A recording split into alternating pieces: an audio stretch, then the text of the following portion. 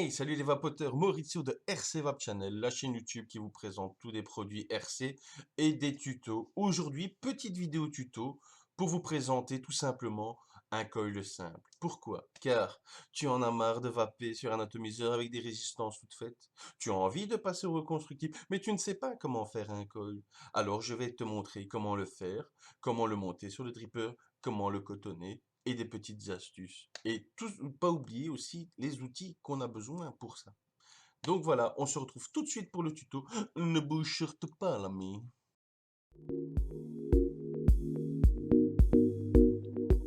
Et voilà les amis, on se retrouve donc pour cette vidéo tuto, donc pour créer son coil tout simplement, pour faire du reconstructible. Alors, première partie, qu'avons-nous besoin?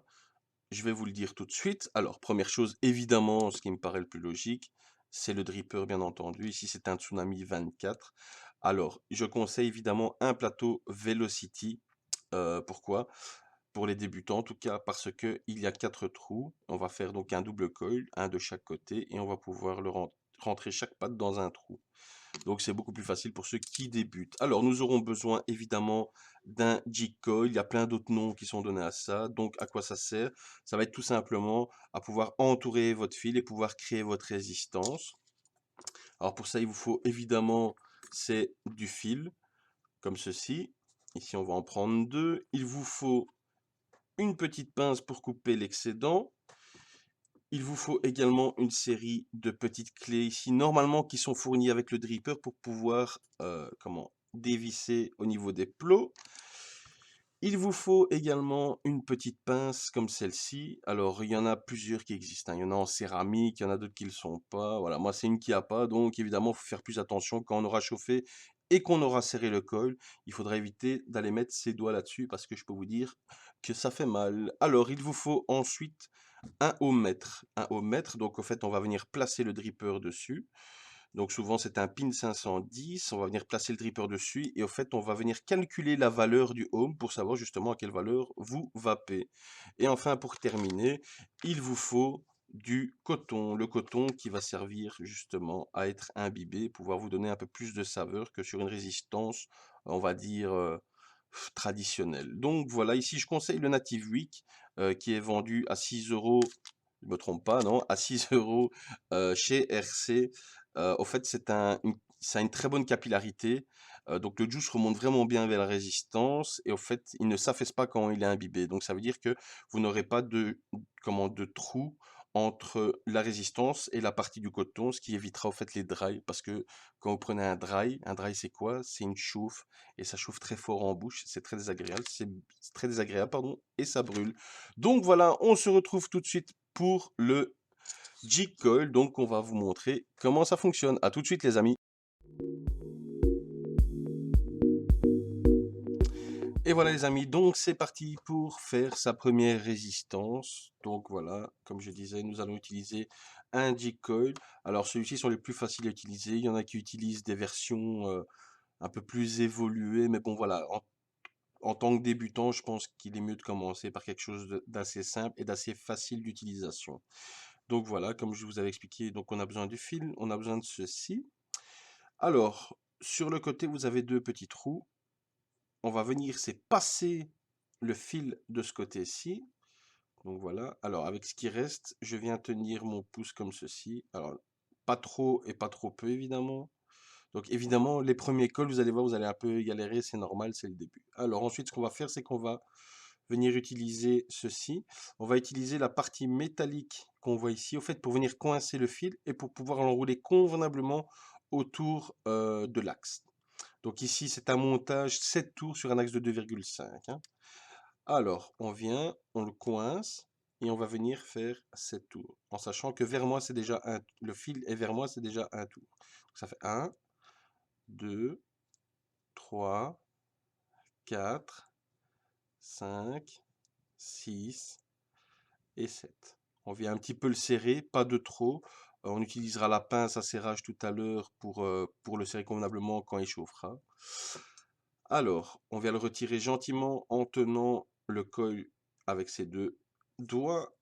Et ce qu'on vient faire, c'est... Alors évidemment, il est un peu tordu, donc c'est pas grave. Ce qu'on va faire, c'est qu'on vient ici tenir avec la main, comme ceci, et on vient tirer un petit peu pour que ça soit bien droit. Alors, on utilise sa pince coupante et on vient découper l'excédent. Attention au fil parce que il y en a certains qui volent. Et voilà ce que ça doit donc vous donner, un coil comme ceci. Donc, on se retrouve maintenant pour la partie montage sur Dripper. À tout de suite les amis.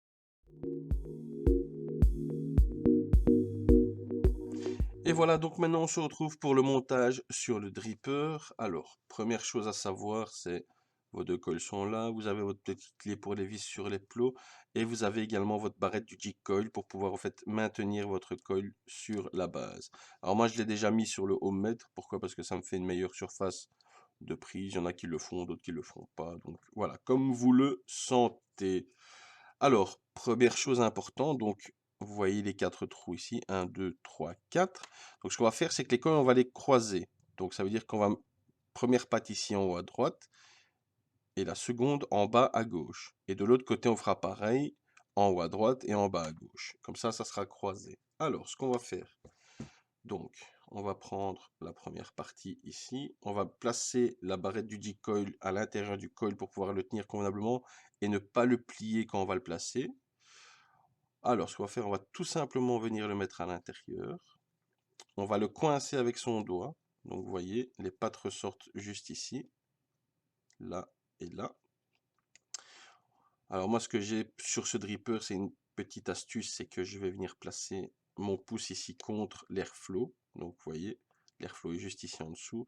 Je vais venir mettre mon coil dessus. Ça me fera une bonne mesure pour l'autre côté également. Et ce qu'on va faire, en fait, c'est tout simplement, en tenant, venir serrer tout simplement la vis du plot. Hop, on vient serrer, on vient serrer,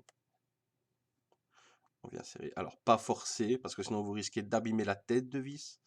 C'est pas la peine d'y aller comme un bourrin. Et on y va de l'autre côté, c'est pareil.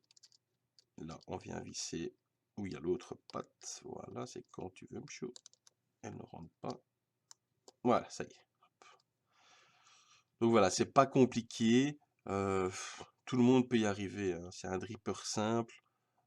Franchement, il n'y a aucun problème, il n'y a aucune difficulté. Évidemment, au début, vous allez en faire 2, 3, et puis vous aurez très vite compris le principe. Voilà.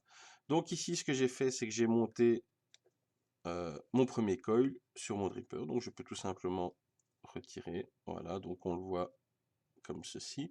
Ce que je vais venir faire, c'est couper l'excédent qui dépasse ici. Alors il y en a qui le font avant, il y en a qui le font après. Moi, je le fais avant parce que j'ai facile à régler mon dripper. Alors ce qu'on vient faire, c'est tout simplement avec la pince comme ceci.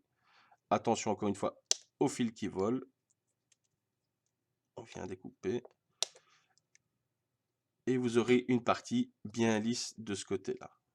Vous faites la même chose avec le deuxième de l'autre côté, tout simplement, et ainsi vous aurez les deux parties bien symétriques, bien l'une en face de l'autre. Donc voilà, on se retrouve d'ici quelques instants pour la chauffe et le cotonnage. À tout de suite.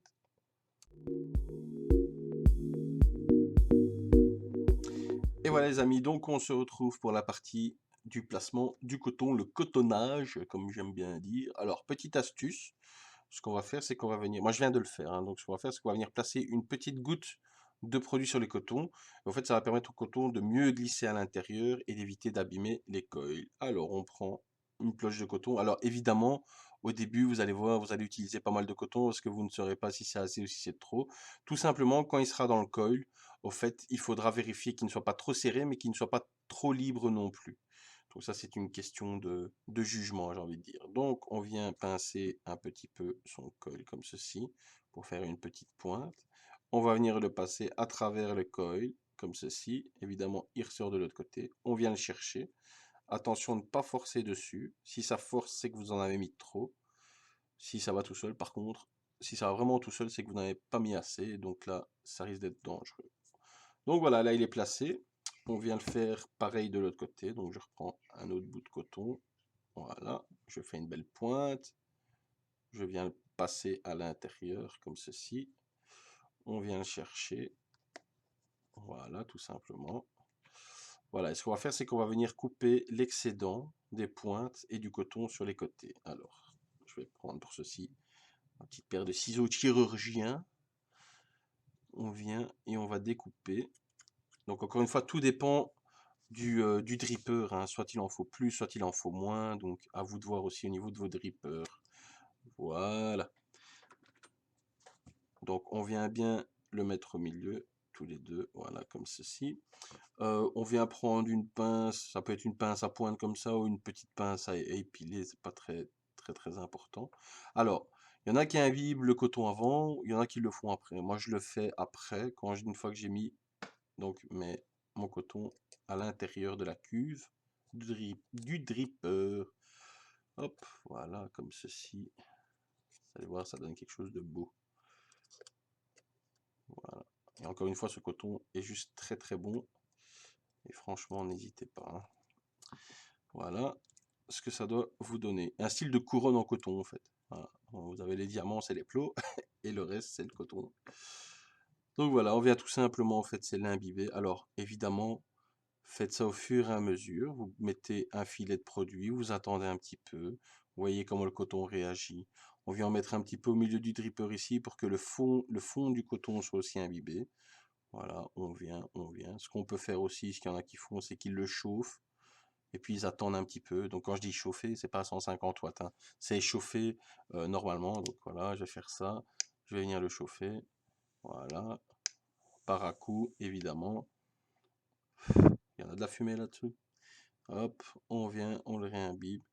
Et une fois qu'il aura pris la coloration, qu'il aura bien imbibé, à ce moment-là, votre montage sera prêt. Donc voilà, c'est fait. Ça doit vous donner à peu près ceci. On se retrouve tout de suite pour le test final. À tout de suite les amis.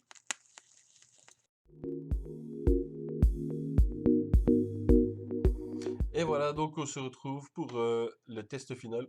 À la fin de la vidéo, putain, non, je déconne.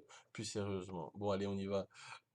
Donc voilà, moi c'est sur cette box, c'est une box électro, hein. On voit bien au niveau donc du chipset qu'on appelle ça. On va faire le test final. Donc, on vérifie bien que le coton est toujours bien imbibé comme il faut. On vient replacer son top cap au niveau des airflows ici comme il faut. Et c'est parti, on teste.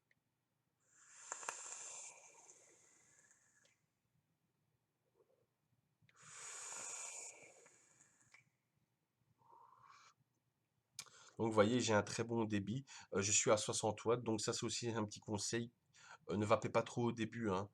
Allez-y mollo. C'est pas la peine de prendre 100, 150 watts dans la tronche parce que je peux vous dire que si vous n'êtes pas préparé, vous allez tousser pendant un petit moment. Quoi d'autre comme petit conseil? Ah oui, j'ai oublié de vous présenter, enfin de vous parler du calcul de ohm. Donc je vais vous mettre au fait le lien dans la description pour pouvoir en fait calculer les ohms, la valeur à laquelle vous allez vaper.